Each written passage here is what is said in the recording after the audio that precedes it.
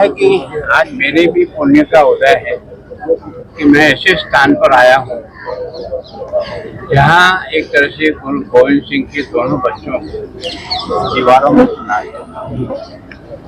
9 साल का था, फतेह सिंह 7 साल, लेकिन अपने धर्म ईमान पर इतना अडिग था। शायद इस दुनिया में पहला उदाहरण है कि ऐसे मासूम बच्चों को दीवारों में चुन करके उनका बलिदान लिया।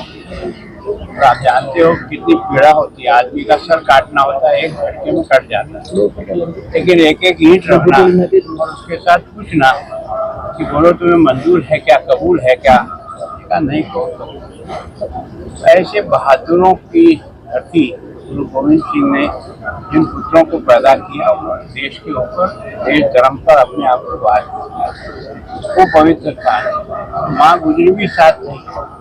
जैसे समाचार मिला कि दोनों बच्चों को दीवारों में चुनकर उनको अंतिम विदाई दी, माँ गुजरी ने भी अफसोस से यही प्राण त्याग। ये वो स्थान है जहाँ वास्तव में भारत के इतिहास को इतना महान बनाया है इस घटना ने। और प्रधानमंत्री जी को भी धन्यवाद देता हूँ कि उन्होंने बच्चों की याददाश्त में शहीद बाल दिवस के रूप में मनाया। मेरा सौभाग्य है कि आज मैं टोडरमल जी के उस स्मारक पर भी जाने का मुझे मौका मिला, तो पिछली बार मैं नहीं जा पाया। टोडरमल भी और उसका समर्पण भी दुनिया में एक अनोखा इतिहास लिख के चला गया। जब यहाँ के वजीर खान ने उनके दाह संस्कार के लिए जमीन देने के लिए भी मना कर दिया, तब वो उसके दीवान था, तो उसने कहा कि आप जैसे भी हो उन बच्चों का दाह संस्कार नहीं। उन्होंने कहा एक शर्त पे हो सकता है, अगर सोने की असुर्तियाँ बिछा सकता है तो हम तुझे इजाजत दे सकते हैं। उन्होंने कहा कबूल।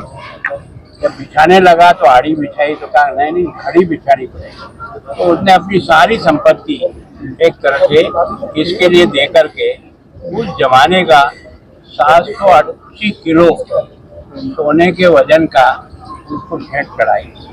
और ये उस धरती पर उन बहादुर बच्चों का एक तरह से अंतिम संस्कार। तो ऐसे स्थान पर जिसके भाग्य में लिखा होता है वही यहाँ आकर के अपना मत्था टेक सकता है। मेरा सौभाग्य है कि मैं आज इस स्थान पर आया, मुझे भी उनका आशीर्वाद मिले, ईमानदारी से अच्छे ढंग से जनता की